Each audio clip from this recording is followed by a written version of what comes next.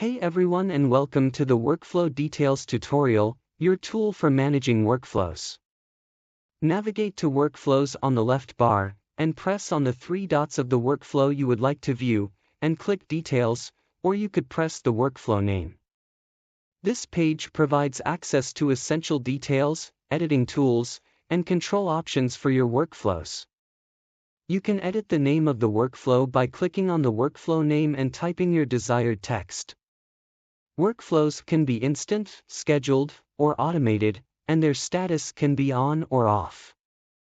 The Workflow History tile displays the last 30 days of activity, including created date, user, context field, type of workflow which can be on edit or running, status, run duration, number of activities, data transfer size, and a link to detailed information.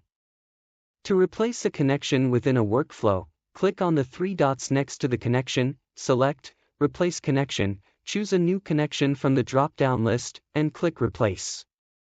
That's it for managing your workflow details in Engini. If you have any questions, feel free to reach out.